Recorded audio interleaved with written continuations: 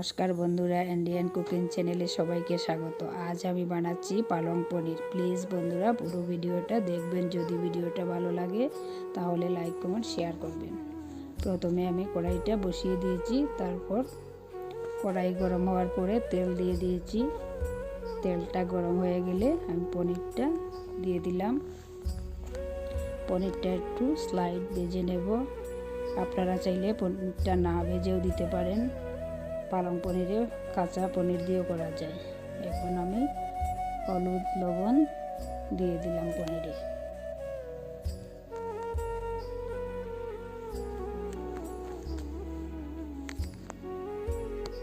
আমার পনিরটা ভাজা হয়ে গেছে, এখন আমি নামিয়ে নেব। আবার একটু তেল দিয়ে দিলাম কড়াইতে।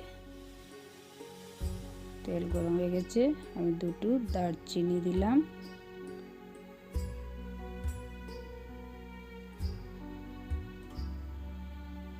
দুটো শুকনো লঙ্কা দিলাম আর দুটো তেজপাতা ফোড়নে দিলাম। শুকনো লঙ্কা, দারচিনি, তেজপাতা একটু ভাজা হয়ে গেলেই আমি রসুন পেঁয়াজ দিয়ে দেব।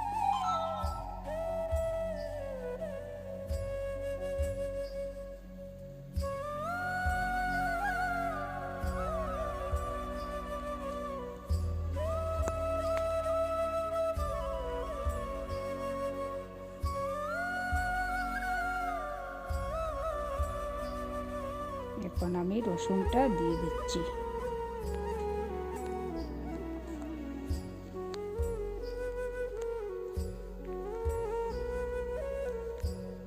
রসুন পেঁয়াজ আপনারা চাইলে বেটেও দিতে পারেন। আমি বেটে দিইনি, আমি একটু তেতো করে দিয়েছি আর পেঁয়াজটা কুচি করে দিয়েছি।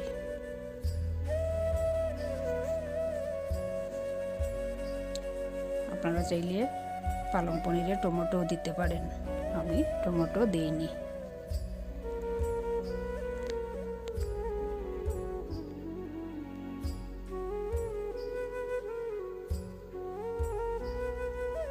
পেঁয়াজ রসুন একটু ব্রাউন কালার এসে গেলে আমি মশলা দিয়ে দেব।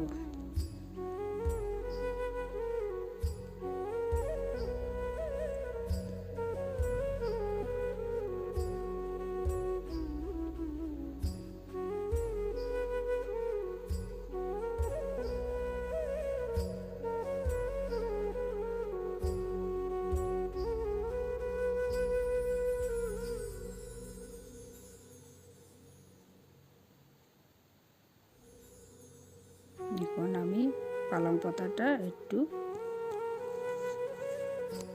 করে নেব চটকে। পালং পাতাটা আপনারা সিদ্ধ করে বেটেও দিতে পারেন, কিন্তু আমি তাড়াতাড়ি হয়ে যাবে এজন্য আমি কুকারে 3 থেকে 4টা সিটি দিয়ে নিয়েছি। নিয়ে হাত দিয়ে চটকে চটকে দিচ্ছি। এরকম হলে তাড়াতাড়ি হয়ে যায় আর সময়টাও অনেক কম লাগে।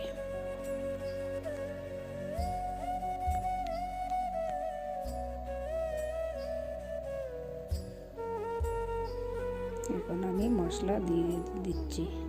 প্রথমে জিরা দিলাম, শুকনো লঙ্কার গুঁড়ো দিলাম 1 চামচ, হলুদ দিয়ে দিলাম, একটু জল দিলাম মশলাটা যাতে না পুড়ে যায়। এখন আমি ভালো করে কষিয়ে নেব।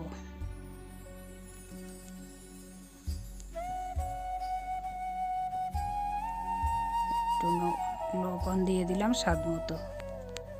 আপনারা আপনার স্বাদ মতো লবণটা দিয়ে দেবেন। আর একটু চিনিও দিতে পারেন, কিন্তু আমি চিনি দিইনি। এখন আমি পালং পনিরটা জল সহ দিয়ে দিলাম। সিদ্ধ করা জলটা আমি ফেলিনি, আমি ওইটা তরকারিতেই দিয়ে দিলাম।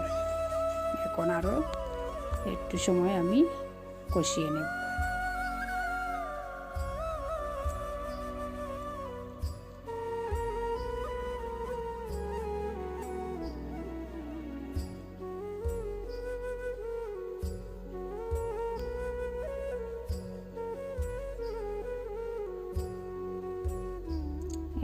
আমি পনিরটাও দিয়ে দিচ্ছি, কাঁচা লঙ্কাটাও একসাথে দিয়ে দিলাম।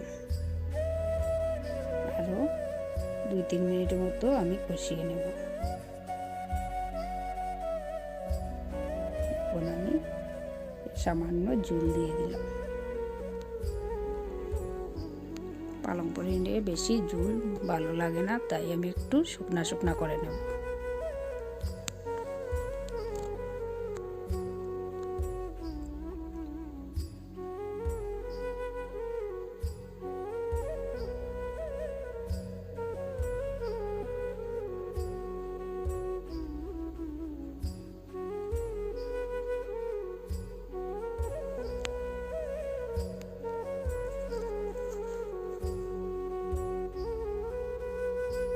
আমার পালং পনিরটা হয়ে গেছে, এখন আমি নামিয়ে নেব।